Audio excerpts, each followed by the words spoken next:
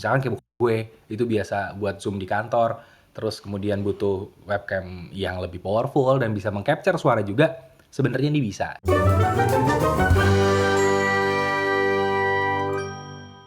Action! Hi, I'm Wisnu Kumoro and welcome back to my video. Dan video kali ini gue pengen cerita tentang salah satu kamera yang sering gue pakai untuk produksi video-video gue di YouTube, yaitu adalah kamera ini, webcam. Ini adalah Logitech Brio 4K Pro Webcam dan beneran deh, ini adalah kamera yang sering gue pakai untuk produksi konten gue di YouTube. Karena ini kamera yang ini nih yang kalian gue tunjuk nih sekarang nih, yang di atas ini, yang ngambil gambar ini adalah kamera yang sama dengan kamera yang akan gue unboxing. Jadi gue pakai webcam untuk merekam ini. Jadi FYI buat teman-teman, mungkin ngerasa ada sedikit perubahan di beberapa video terakhir dari Wisnu Kumoro. Kalau nggak salah sejak gue ngebahas tablet waktu itu, agak sedikit eksperimen gue karena sekarang nih lihat split screen ya, tapi gue bisa rubah jadi begini, gue bisa berubah jadi gini, dan gue bisa berubah jadi gini lagi gitu. Itu karena gue merekam konten gue ini secara real time. Gue merekamnya secara langsung ala streamer.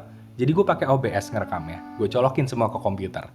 Dan karena gue merekamnya dari komputer, sekarang gue lebih prefer pakai webcam kayak gini. Dan ini secara harga, FYI harganya itu gue kemarin beli sekitar 3 juta. Mungkin nantinya ketika kalian nonton video ini jauh setelah video ini dipublish, mungkin harganya udah 2 jutaan kali ya.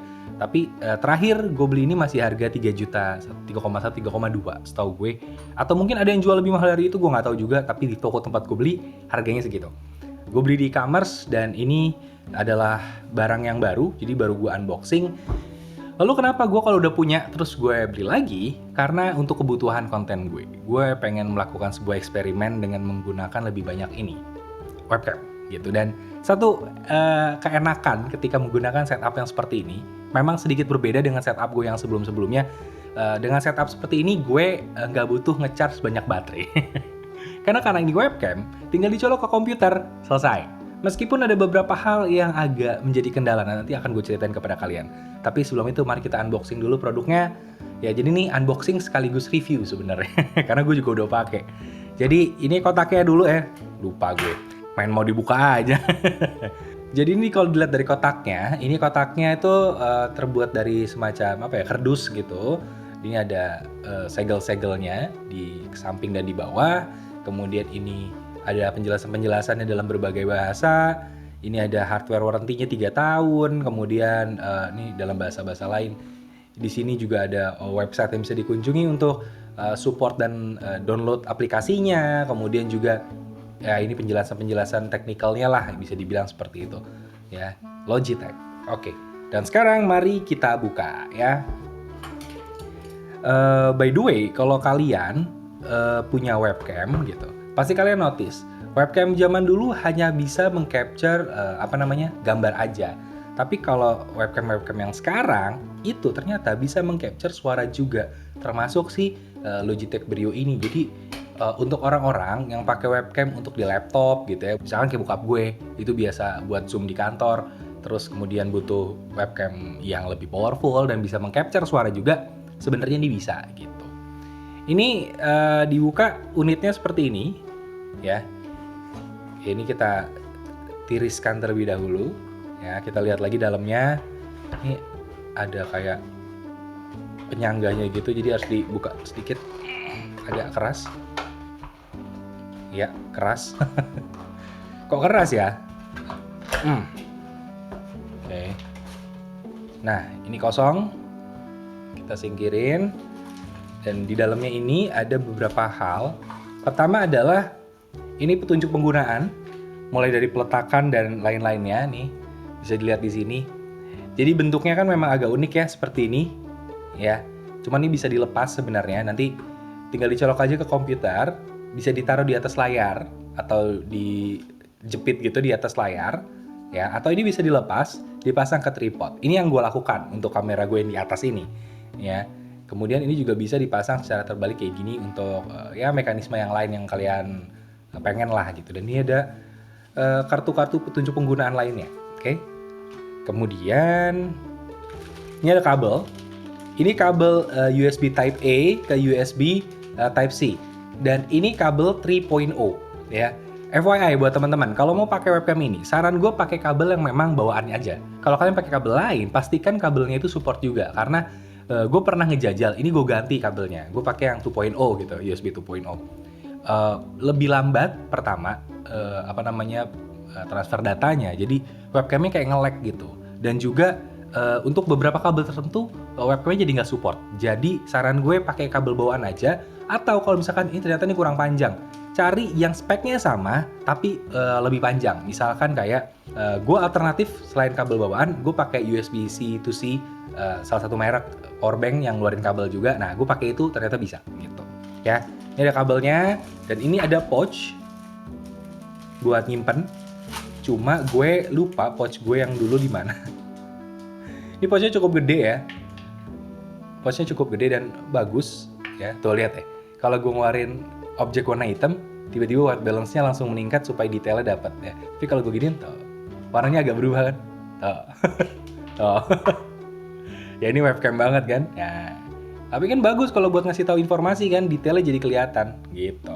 Kemudian ini unitnya ya, ini unitnya. Dan juga ini bisa dilepas, jadi semacam ada mounting untuk tripodnya di sini. Untuk kameranya ini ada slot untuk USB Type-C juga ya. Dan ini seperti ini.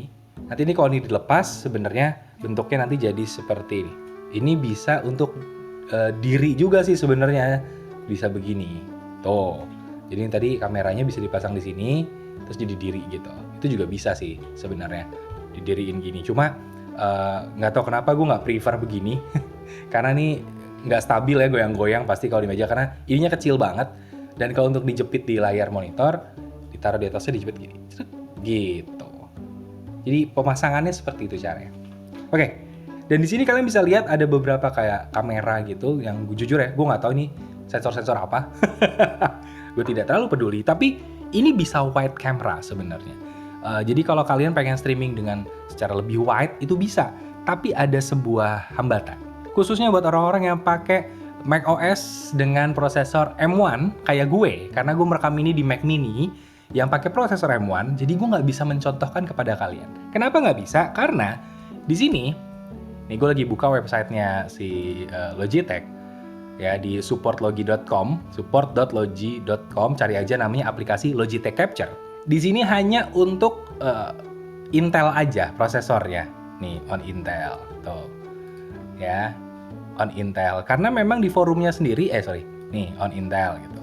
Karena di forumnya sendiri dikasih tahu kalau ini belum bisa untuk M1 sampai ketika gue bikin video ini. Jadi gue nggak bisa mencontohkan. Sayang sekali si aplikasi ini dan bagaimana cara pengaturannya untuk si ini gitu.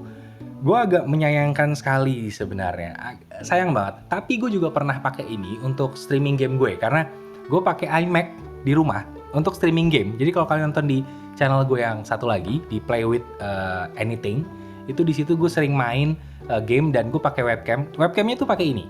Gue pakai webcam ini bahkan tanpa lampu dari depan. Jadi gue cuma pakai lampu kamar dan tetap hasilnya terang menurut gue. Dan di situ aplikasi Logitech Capture-nya nyala karena gue pakai Intel base gitu. iMac gue masih Intel base. Jadi bisa bekerja dengan baik banget. Kalau kalian pakai Windows itu nggak ada masalah menurut gue, aman-aman aja.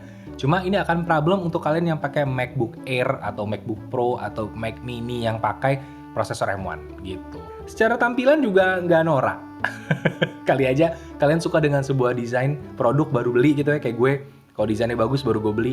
Ini nggak norak menurut gue. Apalagi kalau ini plastiknya dilepas. Nah, ini kelihatan lebih keren dong. Ya kan? Jadi ya ini keren aja sih menurut gue. Dan lagi ada hal yang agak menarik karena ketika gue ngeganti kamera gue yang sebelumnya dengan webcam ini, ternyata banyak yang nggak notice. Banyak yang nggak ngeh kalau ini kameranya udah berubah, bukan lagi mirrorless yang gue gantung di atas sana, tapi cuma sebuah webcam. Jadi gue mulai berpikir, ini kamera ini sebenarnya kalau dioptimalkan, bisa menjadi sebuah alternatif bagus untuk orang-orang yang pengen bikin konten di YouTube. Apalagi dengan setup seperti streamer lah, bisa dibilang seperti itu. Karena setup gue sekarang ini menggunakan setup streamer sebenarnya. Gue bisa merubah-rubah kamera gue dengan lebih mudah ya, seperti ini. Itu real time gue rubah-rubah tanpa editing, jadi lebih nyaman. Untuk orang-orang kayak gue, ini kamera yang sangat-sangat gue rekomendasikan. Dan paling sekian untuk video kali ini. Kalau kalian suka dengan videonya, silahkan like dan subscribe. Dan kalau kalian suka banget, silahkan di-share ke teman-teman kalian. Apalagi kalau yang lagi nyari webcam, ini adalah yang gue rekomendasikan. Gitu. Dan ya, kira-kira berikutnya apa lagi yang akan gue ceritakan kepada kalian? Well, di-subscribe dulu aja ya, nyalain lonceng notifikasinya. Karena udah banyak yang gue siapin nih, paling nggak untuk 2 minggu ke depan. Jadi ya, ditunggu aja. Dan Wisnu Kumoro pamit. Dadah!